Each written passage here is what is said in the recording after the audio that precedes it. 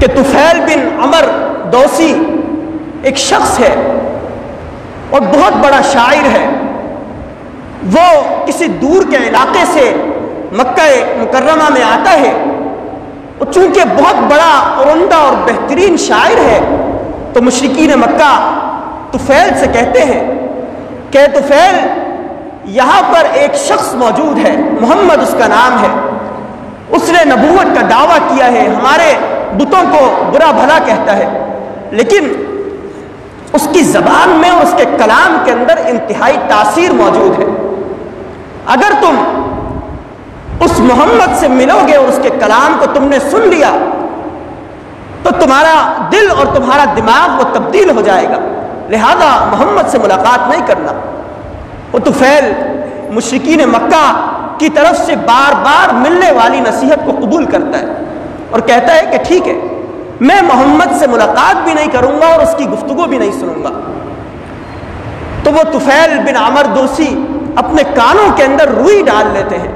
کہ کہیں ایسا نہ ہو کہ میرے کانوں میں محمد کی آواز آئے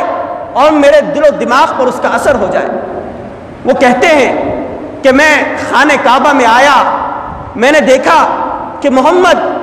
نماز میں مصروف ہیں اور قرآن کریم کی تلاوت کے اندر مشغول ہے. میں نے اپنے آپ کو مخاطب کرتے ہوئے کہا کہ طفیل، تم تو بہت بڑے شاعر ہو، بڑے بڑے شعراء تمہارے مد مقابل آنے سے گھبراتے ہیں، تمہیں ان تمام پر برتری اور فوقیت حاصل ہے، لہذا محمد کا یہ کلام سن لو اور اپنے کانوں سے روئی کو نکال دو. تو طفیل کہتے ہیں کہ میں نے اپنے کانوں سے روئی نکالی اور اس غرض سے نکالی کہ میں محمد کے کلام کو سنوں، اگر اس کا کلام بہتر نہیں تو میں اس کے مقابلے میں اپنے کلام کو پیش کروں. وہ کہتے ہیں کہ میں نے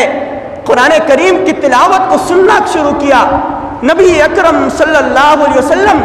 فجر کی نماز میں مصروف ہیں، قرآن پڑھتے چلے جا رہے ہیں، میں سنتا چلا جا رہا ہوں، اور اس قرآن نے میرے دل و دماغ پر ایسا اثر کیا کہ میں نے فوراً ایمان قبول کر لیا اور دائرہ اسلام کے اندر داخل ہو گیا اور کلمہ توحید اور کلمہ شہادت کا اقرار کر لیا.